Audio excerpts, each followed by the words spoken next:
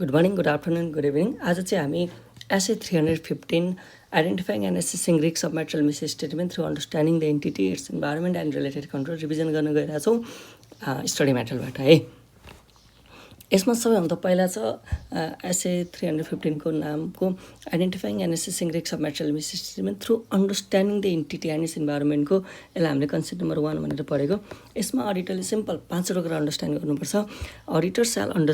Auditor shall obtain understanding of relevant industry, regulatory र applicable financial reporting framework. जस्तै कम्पनीको industry condition के छ, कम्पिटेटिभ इन्भाइरोमेन्ट के छ, सप्लायर कस्टमर रिलेसनसिपहरू के छ हैन, त्यस पछाडि उनीहरूमा युज हुने टेक्नोलोजीहरू के छ, रेगुलेटरी फ्याक्टरको केसमा फाइनेन्सियल रिपोर्टिङ फ्रेमवर्क, लिगल र पोलिटिकल इन्भाइरोमेन्ट हैन, यस्ता कुराहरू के छ पहिला अन्डरस्ट्यान्ड गर्नु पऱ्यो। सेकेन्डमा अडिटरले अन्डरस्ट्यान्ड गर्नु पऱ्यो नेचर अफ द एन्टिटीको अपरेसन के छ, ownership structure, governance structure, types of investment, कहाँ इन्भेस्टमेन्ट गरेको छ र way the entity is structure and how it is financing, investing, ownership र अपरेसनल स्ट्रक्चर अन्डरस्ट्यान्ड गर्नु पऱ्यो। र किन अन्डरस्ट्यान्ड गर्नुपर्छ भने हामीले क्लासमा डिस्कसन गरेको है। र यो एउटा एकदमै इम्पोर्टेन्ट छ, यो इक्जाममा आएको छ। Examples of matter that the auditor may consider while obtaining understanding of nature of the entity. अडिटरले एन्टिटीको नेचरको बारेमा अन्डरस्ट्यान्ड गर्दै गर्दा नेचरमा चारवटा कुरा इन्क्लुड हुन्छ नि, यो अनरसिप, अपरेसन, इन्भेस्टमेन्ट, यो इभ्यालुएट यो अन्डरस्ट्यान्डिङ गर्दै गर्दा के चाहिँ अडिटरले चाहिँ अप्टेन गर्न सक्छ त अन्डरस्ट्यान्डिङ। जस्तै बिजनेसको अपरेसन, जस्तै रेभेन्यू सोर्स के छ, प्रडक्टहरू के छन्, सर्भिसहरू के छन्, कहाँबाट अपरेसन कन्डक्ट गर्छ, लोकेसन के छ, यो कुरा। इन्भेस्टमेन्टको लागि क्यापिटल इन्भेस्टमेन्ट के छ, प्लान, रिसेन्टली एक्जिक्युटेड एक्जिस्टेन्सहरू के छन्, त्यो कुरा।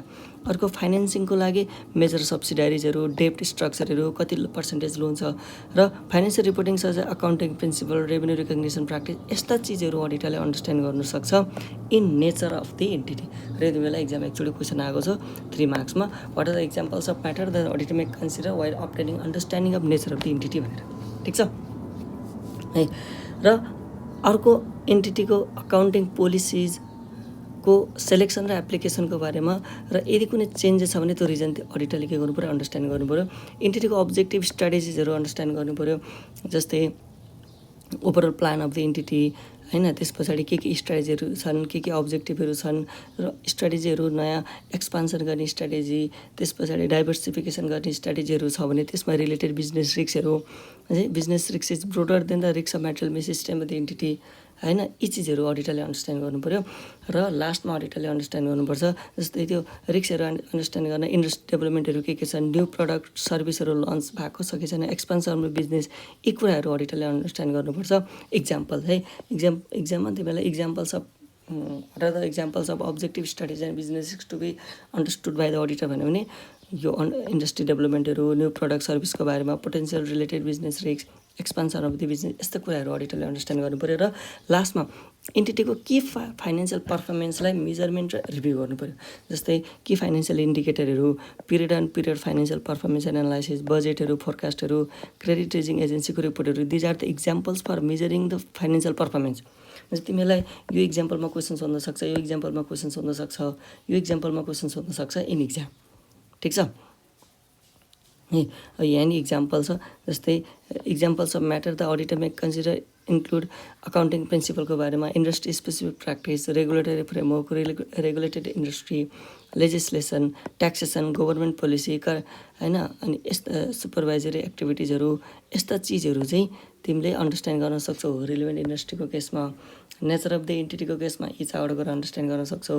त्यसमा अब्जेक्टिभ स्ट्राटेजिजमा तिमीले यी कुराहरू अन्डरस्ट्यान्ड गर्न सक्छौ। र के फाइनेन्सियल पर्फर्मेन्सको केसमा यो, र यो जुन यो बक्सवाला पोइन्टहरू छ यो इक्जाम पोइन्ट अफ भ्यूको लागि चाहिँ भेरी भेरी इम्पोर्टेन्ट छ है। किन त एन्टिटीको बारेमा अन्डरस्ट्यान्डिङ एकदमै सिग्निफिकेन्ट छ त, किनभने यसले अडिटरलाई प्लानिङ गर्न हेल्प गर्छ। मैले तिमीलाई पढाएँ अडिट प्लानिङ ड्राफ्ट गर्दै गर्दा understanding the entity is the key part भनेर त्यहाँ पनि लेखेको छ है। र एरियाज रिक्वायरिङ स्पेसल एटेन्सन आइडेन्टिफाई गर्न पनि तिमीलाई एन्टिटीको बारेमा अन्डरस्ट्यान्डिङ गर्नेले हेल्प गर्छ। र gaining knowledge of the client business is one of the important principle in development or overall audit plan. In fact without adequate knowledge of client business a proper audit is not possible. 10टा line मैले कपीमा लेखिदिएको छु। यही कुरा हामीले कहाँ पनि पढेको त भन्दा एसए 300मा पनि लगभग यस्तै कुरा पढाएको थियौँ। अब understanding the entity is the continuous process. Very important question इन्टिटीको बारेमा अन्डरस्ट्यान्ड गर्ने भनेको त के हो र त भन्दा it's the continuous and dynamic process of gathering updating and analysing the information throughout the अडिटको पिरियडभरि जति पनि इन्फर्मेसनहरू धेरै इन्फर्मेसनहरू ग्यादर गर्ने अपडेट गर्ने एनालाइज गर्ने प्रोसेस हो अन्डरस्ट्यान्डिङ भनेको। आज गएर भोलिको भोलि इन्टिटीको बारेमा अन्डरस्ट्यान्ड हामीले गर्न सक्दैनौँ र इन्टिटीको बारेमा अन्डरस्ट्यान्ड गर्ने बित्तिकै इन्टिटीको बारेमा अन्डरस्ट्यान्ड गर्दै गर्दा अडिटरलाई चाहिँ अडिट पिरियडभरि प्रोफेसनल जजमेन्ट एक्सर्साइज गर्न र प्लानिङ गर्नको लागि अन्डरस्ट्यान्डिङले के गर्छ एउटा फ्रेम क्रिएट गर्छ। जस्तै risk of material miss statement assessment गर्नको लागि 320 अंशले मेटेरियलिटी डिटर्माइन गर्दै गर्दाखेरि अन्डरस्ट्यान्डिङले हेल्प गर्छ। Selection and application of accounting policy appropriate छ कि छैन भन्नको लागि जजमेन्ट लगाउनको लागि अन्डरस्ट्यान्डिङले हेल्प गर्छ। यस्तो नेचरको इन्टिटीमा चाहिँ यो अकाउन्टिङ पोलिसी एप्रोप्रिएट हो भन्नको लागि अझै कुन एरियामा चाहिँ स्पेसल अडिट कन्सिडरेसन चाहिन्छ भनेर आइडेन्टिफाई गर्नको लागि पनि इन्टिटीको बारेमा अन्डरस्ट्यान्ड गर्न जरुरी छ। जस्तै अनलाइटिकल प्रोसिजरहरूको एक्सपेक्टेसन डेभलप गर्नको लागि अब एक्सपेक्टेसन डेभलप भन्ने चाहिँ अनलाइटिकल प्रोसिजर एसए 520 पढेपछि मात्रै बुझ्छ फेरि, ठिक छ। र आफूले अप्टेन गरेको एभिडेन्स सफिसियन्ट हो कि सफिसियन्ट अथवा एप्रोप्रिएट हो कि होइन भनेर इभ्यालुएट गर्नको लागि पनि तिमीले इन्टिटीको बारेमा अन्डरस्ट्यान्ड गर्न जरुरी छ। सिम्पल भनिसके पछाडि सिम्पल अल्सोमा हामीले के पढ्यौँ त भन्दा अडिटरले 5वटा कुरा अन्डरस्ट्यान्ड गर्नुपर्छ र 5वटा कुरा याद गर्नको लागि मैले तपाईँलाई सिम्पल के भनेको थिएँ त भन्दा सबैभन्दा पहिला रेगुलेसन्सहरू भन्छ, लहरू भन्छ, त्यस पछाडि एउटा कम्पनी इस्टाब्लिस हुन्छ। कम्पनी इस्टाब्लिस भइसकेपछि त्यो कम्पनीको एमओए, त्यो कम्पनीको एओए फर्मेसन हुन्छ। एओए एमओएमा स्ट्राटेजीहरू होइन अनि पोलिसीहरू भनेको हुन्छ होइन, स्ट्राटेजी अब्जेक्टिभहरू। त्यस पछाडि त्यो कम्पनीले अकाउन्टिङ पोलिसी सेलेक्ट गर्छ। अकाउन्टिङ पोलिसी सेलेक्ट गरेपछि ब्यालेन्स सिट पिएल बनाउँछ। ब्यालेन्स सिटमा तिम्रो इक्विटी सेयर क्यापिटल हुन्छ, अनि फाइनेन्सिङ स्ट्रक्चर, इन्भेस्टिङ स्ट्रक्चर हुन्छ, प्रफिट एन्ड लसमा तिम्रो अपरेसन हुन्छ, के फाइनेन्सियल पर्फर्मेन्स हुन्छ, अनि एउटा चित्र बनाएर मैले तिमीलाई याद गराएको थिएँ, ठिक छ। भेरी इम्पोर्टेन्ट छ। यस पछाडि हामीले पढ्यौँ इन्टिटीको बारेमा अन्डरस्ट्यान्डिङ एकदमै के हो सिग्निफिकेन्ट हो, किनभने यसले प्लानिङ गर्न अडिटर हेल्प गर्छ, स्पेसल एटेन्सन दिने एरिया आइडेन्टिफाई गर्न अडिटर हेल्प गर्छ। एक्चुअलमा ओभरअल अडिट प्लान बनाउनको लागि अन्डरस्ट्यान्डिङ त के हो त भन्दा one of the important principle हो र फ्याक्टमा अन्डरस्ट्यान्डिङ नगरिकन प्रपर अडिट पोसिबलै छैन। र understanding the entity continuous process किन हो त भन्दा यो त continuous process of gathering updating analysing information हो र अन्डरस्ट्यान्डिङले कुन एरियामा प्रोफेसनल जजमेन्ट एक्सर्साइज गर्ने र अडिटरलाई कसरी प्लान गर्ने भनेर एउटा खाका तयार पार्छ। जस्तै risk of material miss statement identify गर्न, एसेसमेन्ट गर्न, 320 अंशको मेटेरियलिटी डिटर्माइन गर्न पनि अन्डरस्ट्यान्डिङ गर्नुपर्छ। यिनीहरूले सेलेक्सन गरेको अकाउन्टिङ पोलिसी एप्रोप्रिएट हो कि होइन भन्नको लागि नै इन्टिटीको बारेमा अन्डरस्ट्यान्डिङ गर्नुपर्छ। र कुन एरियामा स्पेसल अडिट कन्सिडरेसन दिने त्यो पनि आइडेन्टिफाई गर्न सजिलो गर्छ अन्डरस्ट्यान्डिङले होइन। अनि मैले अप्टेन गरेको एभिडेन्स सफिसियन्ट एप्रोप्रिएट हो कि होइन त्यो इभ्यालुएट गर्न पनि अन्डरस्ट्यान्डिङ द इन्टिटीले के गर्छ हेल्प गर्छ। अब हाम्रो अर्को कन्सेप्ट नम्बर 2 छ identifying and assessing risk of material misstatement. अबको चाहिँ एकदमै इजी छ हेर है। हाम्रो अर्को कन्सेप्ट नम्बर 2 चाहिँ identifying and assessing risk of material misstatement है। The auditor shall identify and assess risks of material misstatement at financial statement level and assertion level for classes or transaction account balance. अब financial statement level भनेको के, assertion level भनेको के हामीले क्लासमा discuss गरिसक्यौँ। This is concept number 2 for our हाम्रो note कपीमा भयो अनुसारले होइन त। भनेपछि अडिटरले रिस्क दुईवटा लेभलमा आइडेन्टिफाई गर्नुपर्छ, एउटा फाइनेन्शियल स्टेटमेन्ट लेभल, एउटा असर्सन लेभल। अर्को अडिटरले रिस्क आइडेन्टिफाई गरिसकेपछि के गर्ने त, for purpose of identifying and assessing auditor shall पहिला त रिस्क आइडेन्टिफाई गर्नु पऱ्यो कसरी, through understanding the entity, through environment and relevant control होइन। भनेपछि चाहिँ इन्टिटीको बारेमा अन्डरस्ट्यान्ड गरेर, इन्टरनल कन्ट्रोल सिस्टमको बारेमा अन्डरस्ट्यान्डिङ गरेर, इन्भाइरोमेन्टको बारेमा अन्डरस्ट्यान्ड गरेर तिमी पहिला के गर रिस्कलाई आइडेन्टिफाई गर। आइडेन्टिफाई भएको रिस्कलाई के गर इभ्यालुएट द आइडेन्टिफाइड रिस्क र यसलाई रिलेट गर फाइनेन्शियल स्टेटमेन्टको मेनी असर्सन्सलाई त इम्प्याक्ट पार्दैन भनेको फाइनेन्शियल स्टेटमेन्ट लेभलको रिस्कलाई तिमी के गर इभ्यालुएट गर। र अर्को एसर्सन लेभल क्लासेस अफ ट्रान्जेक्सनको एसर्सन लेभल सँग वाट कुड गो रङ सँग रिलेट गर। र यस्ता खालका रिस्कहरू के हुन सक्छन्, लाइक्लिहुड of the miss statement, possibility of multiple miss statement तिमी के गर कन्सिडर गर। मैले इक्जाम्पल दिएको थिएँ टिडिएसको बारेमा, स्यालेरीको याद छ इक्जाम क्लासमा है। कन्सेप्ट नम्बर हाम्रो के थियो 3 थियो है।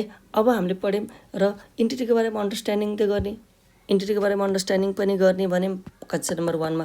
अनि रिस्क आइडेन्टिफाई गर्नुपर्छ, दुईटा लेभल त पनि पढ्यौँ। अब इन्टिटीको बारेमा अन्डरस्ट्यान्ड गर्न के गर्ने त, अर रिस्कहरू आइडेन्टिफाई गर्न के गर्ने त, अडिटरले गर्नुपर्छ के, risk assessment procedure. They are the procedure perform to obtain the understanding and to identify and assess risk. यो दुईवटा काम गर्नको लागि अडिटरले जे काम गर्छ त्यसलाई हामीले के भन्छौँ, रिस्क असेसमेन्ट प्रोसिजर भन्छौँ। र इट इन्क्लुड के इन्क्वायरिज विथ द म्यानेजमेन्ट, र हामी आईवाला इन्क्वायरी लेख्छौँ भनेको होइन त, and others within the entity, analytical procedure, observation and inspection, inquiry of the management others within the entity. धेरै जस्तो इन्फर्मेसन हामीले कोबाट माग्छौँ, हामी म्यानेजमेन्टबाट। Much of the information are obtain by the auditor's inquiry with the management. तर however auditor may also obtain information a different perspective through inquiries of the others within the entity. कोसँग inquiry गर्छौँ हामी, internal audit पर्सनलसँग के inquiry गर्छौँ, about effectiveness of the entity's internal control system. हामी accounting पर्सनलसँग inquiry गर्छौँ for which help the auditor to evaluate the appropriateness of selection of accounting principles. त्यसमा हामी इनहाउस लिगल डिपार्टमेन्टसँग कुरा गर्छौँ। इनहाउस लिगल डिपार्टमेन्ट भनेको को हामीले क्लासमा कुरा गरेको थियौँ, जस्तै लिटिगेसन के छ, कम्प्लायन्स के छ होइन, प्रोभिजन कन्टिन्जेन्सीहरू के छ, पोस्ट अब्लिगेसनहरू के छ। हामी मार्केटिङ पर्सनलसँग के इन्क्वायरी गर्छौँ, marketing strategy, sales trend, contractual agreement. हामी कुरा गर्छौँ इन्फर्मेसन सिस्टमसँग, त्यो आइटी पर्सनलसँग कस्तो के सिस्टम चेन्ज भयो, कस्तो कन्ट्रोल फेलियरहरू छ, त्यस्तोको लागि है। अर्को छ अनलाइटिकल प्रोसेस। अब अनलाइटिकल प्रोसेसको बारेमा डिटेलमा लेख्दा 520 पढ्नुपर्छ होइन। स्टिल हामीले यहाँ के भनेको त भन्दा, this is the evaluation of financial information through establishing relationship between financial and non financial information. र मैले क्लासमा इक्जाम्पल लिएको थिएँ, जस्तै रेन्टको बारेमा, स्यालेरीको बारेमा, सेल्सको बारेमा, ग्रस प्रफिटको रेसियोको बारेमा, यसको बारेमा हामी फेरि 520 गएर पढौँ है। अर्को इन्सपेक्सन एन्ड अब्जर्भेसन। इन्सपेक्सन भनेको एक्जामिनिङ डकुमेन्ट, अब्जर्भेसन भनेको हेर्ने होइन, भिजुअल है। They may support the enquiries, र कस्तो कस्तो केसमा इन्क्वायरी सपोर्ट गर्छ भनेर हामीले क्लासमा कुरा गरेको थियो। Simple observation and inspection may support the inquiries of the management and also may provide information about the entity's and environment. जस्तै इन्टिटीको अपरेसन हामी के गर्छौँ, अब्जर्भ गर्छौँ, इन्सपेक्ट गर्छौँ, डकुमेन्टहरू इन्सपेक्ट गर्छौँ, report prepare by the management inspect गर्छौँ, र इन्टिटीको प्रिमाइसेस प्लान्ट फेसिलिटी अब्जर्भ गर्छौँ। मैले भनेको थिएँ नि इक्जाम्पल, जस्तै तिमी कुनै पनि गेट कम्पनीमा गयो, कम्पनीले म्यानेजमेन्टले भनिरहेको छ हाम्रो कोही पनि लस हुँदैन, भरे 2-4 जना मान्छे सामानको बोरा बोकेर भागिरहेको देखिरहेको छौ, अब्जर्भ गरिरहेको छौ, त्यहाँ लस छैन भनेर हुन्छ त, हुँदैन नि त होइन त, ठिक छ नि।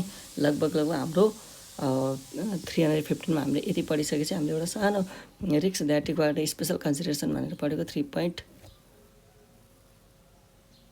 कता गयो 3.47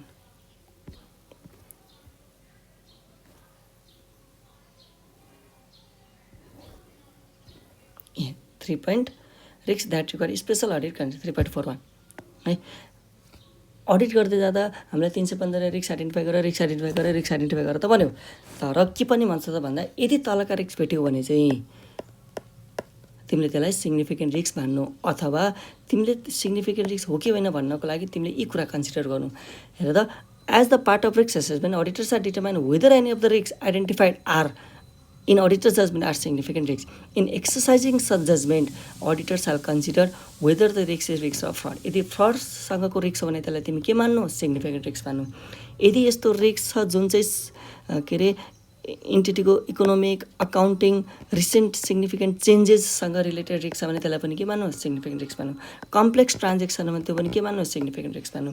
रिलेटेड पार्टीसँग सिग्निफिकेन्ट ट्रान्जेक्सन इन्भल्भ छ भने त्यो पनि के हो, सिग्निफिकेन्ट रिस्क हो। र कुनै पनि फाइनेन्सियल इन्फर्मेसनहरू मेजरमेन्ट गर्दै गर्दा हाई डिग्री अफ सब्जेक्टिभिटी राख्छ, र त्यसमा के छ, wide range of measuring uncertainty छ। मैले तपाईँलाई लिटिगेसन एन्ड क्लेमको कुरा गरेको थिएँ।